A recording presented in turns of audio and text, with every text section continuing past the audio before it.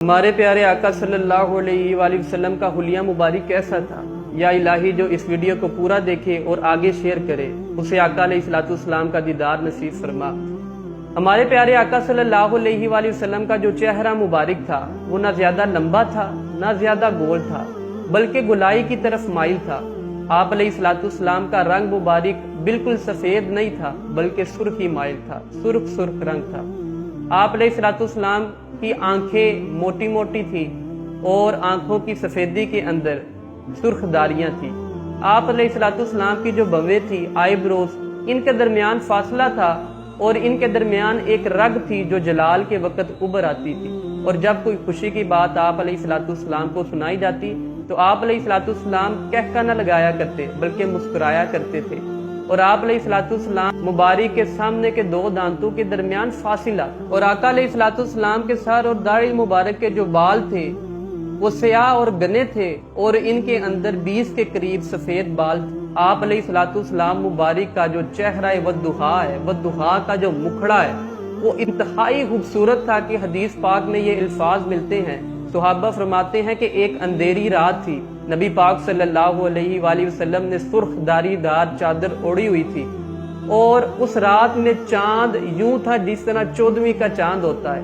صحابہ فرماتے ہیں ہم کبھی چاند کو دیکھتے، کبھی ودھا کے مکھڑے کو دیکھتے، آخر ہم اس نتیجے پر پہنچے کہ آقا علیہ السلام کا ودھا کا جو مکھڑا ہے وہ چاند سے زیادہ خوبصورت ہے۔ سبحان اللہ، قربان جائیں ودھا کے مکھڑے پر۔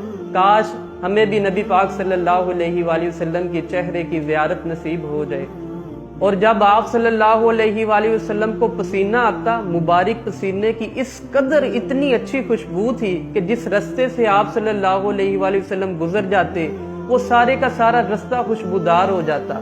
صحابہ فرماتے ہیں جب ہم نے آقا علیہ السلام کو ڈھونڈنا ہوتا تو ہم گلیوں کے اندر سے پسینے مبارک کی خوشبو سونگھ کر آقا علیہ السلام مبارک تک پہنچ جایا کرتے تھے، اور ودھا کے مکھڑے پر پسینہ مبارک یوں محسوس ہوتا تھا جیسے کوئی موتی چمک رہے ہیں۔ آپ علیہ السلام کا جو قد مبارک تھا وہ نہ ہی زیادہ چھوٹا تھا نہ ہی زیادہ بڑا تھا، اور یہ آپ صلی اللہ علیہ وآلہ وسلم کا معجزہ تھا کہ جب آپ صحابہ کے درمیان تشریف فرما ہوتے، لوگوں کے درمیان تشریف فرما ہوتے، آپ کا قد سب سے بڑا نظر آتا۔ آپ علیہ السلام مبارک کے جو بازو تھے وہ لمبے اور دراز تھے اور ہتھیلیاں کشادہ تھی جو کہ صحابت کی علامت ہیں۔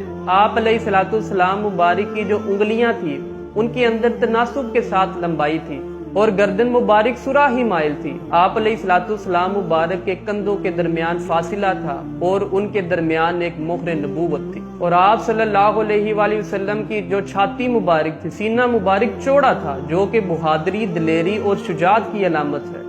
آپ علیہ السلام کے جو جسم کے جوڑ تھے وہ انتہائی مضبوط جوڑ تھے، اور آپ صلی اللہ علیہ وآلہ وسلم کے جو تلوے مبارک تھے وہ کسی قدر گہرے تھے، اور جب آپ صلی اللہ علیہ وآلہ وسلم چلتے تو تھوڑا آگے کی طرف جھک کر چلتے۔ حدیث پاک کے الفاظ ہیں کہ آپ صلی اللہ علیہ وآلہ وسلم اس طرح چلتے جیسے اونچائی سے نیچے اتر رہے ہوں۔ صحابہ فرماتے ہیں کہ جب آپ صلی اللہ علیہ وآلہ وسلم کہیں سے آتے یا کہیں جاتے تو یوں محسوس ہوتا جیسے پورا لشکر آ رہا ہے، اور آقا علیہ السلام مبارک کے مبارک جسم کے اوپر کوئی بال نہیں تھے، صرف سینے سے لے کر ناف تک ایک پتلی بالوں کی لائن تھی، اس کے علاوہ جسم کے اوپر بال نہیں تھے۔